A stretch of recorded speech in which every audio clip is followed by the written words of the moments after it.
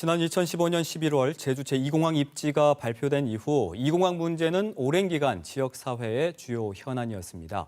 그만큼 이 공항 관련 지역 언론의 보도도 쏟아졌죠. 최근 제주에서 열린 한국 지역 언론학회 세미나에서는 제주 제2공항 언론 보도에 대해 심층적으로 논의하는 자리가 마련돼 이목을 끌었는데요.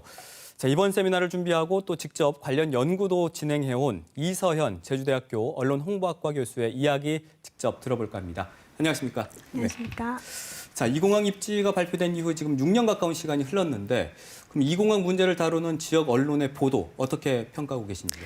네, 전반적으로 제2공항 이슈는 그 중요성에 비해서 제주 언론들이 이를 심층적으로 다루지 못했다라고 평가할 수 있습니다.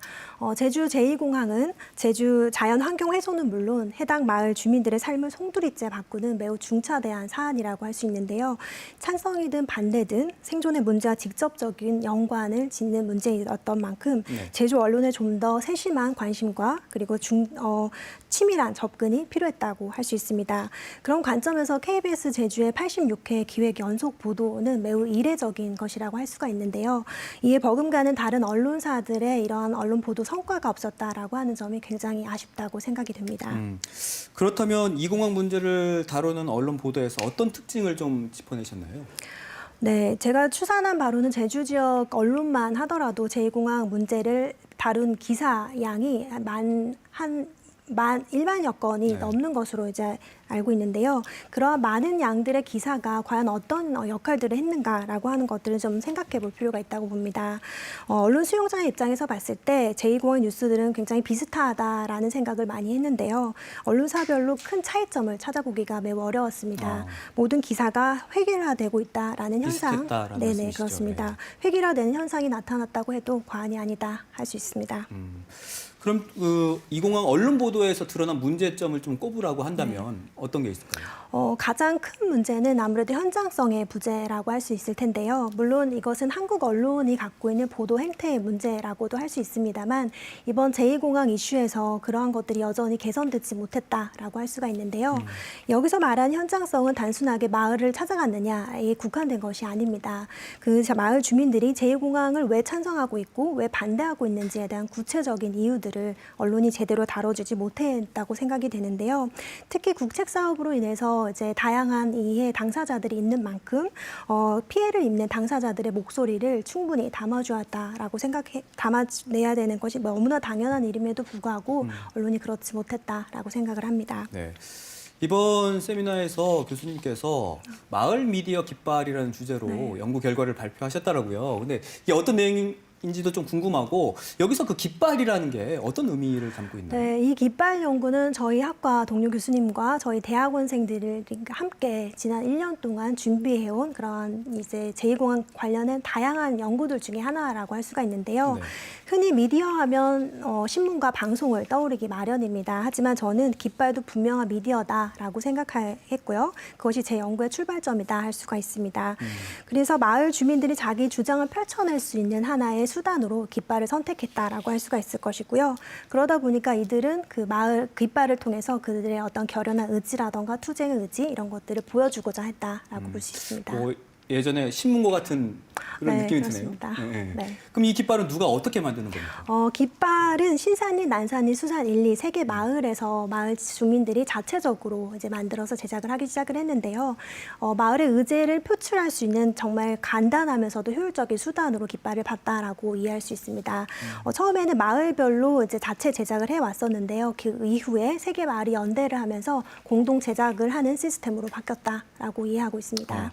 이해 당사자인 그 성산읍 주민들인데 그 성산읍 주민들에게 이 깃발이 왜 중요하다고 생각하십니까? 만약에 이들 마을의 깃발이 사라진다면 어떤 생각이 드실까요? 그래서 그런 생각을 해보면 아마 예정지 마을 주민들이 이들은 더 이상 제2공항 반대를 하지 않구나, 포기했구나라고 생각할 수 있을 것 같습니다.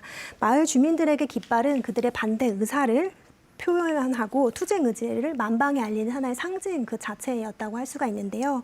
그래서인지 마을 주민들은 휘날리는 깃발을 보면서 아, 우리와 마음이 같다, 더 힘을 얻는다, 혹은 훼손되거나 퇴색된 그 깃발을 보면 빨리 교체를 해야겠구나라고 생각을 했다고 합니다.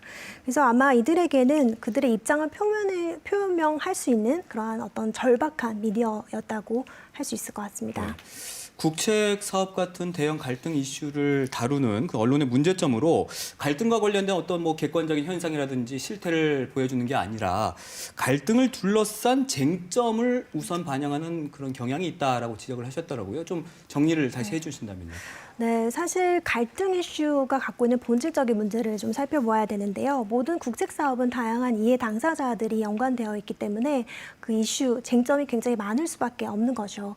그러다 보니까 언론은 그 갈등이 발생하고 있는 그 근본적인 이유가 무엇인가를 좀 더 주목해서 살펴보아야 되는데도 불구하고 겉으로 나타나는 갈등 쟁점이라던가 현상들 이런 것들에 유독 주목하는 그런 경향이 있어 왔습니다.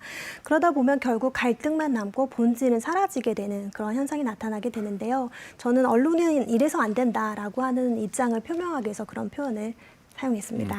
근데 이런 쟁점 중심의 보도 배경에 이제 첨예하게 이제 찬반 갈등 상황이기 때문에 자칫 그 편파성 시비로 휘말리는 게 아니냐는 우려 때문이다 이렇게 반론도 있더라고요. 네, 맞습니다. 사실 그 찬반에 대한 편파성 시비라고 하는 것은 달리 보면 심층 취재가 이루어지지 않았다라고 하는 것을 의미한다고 볼 수 있는데요.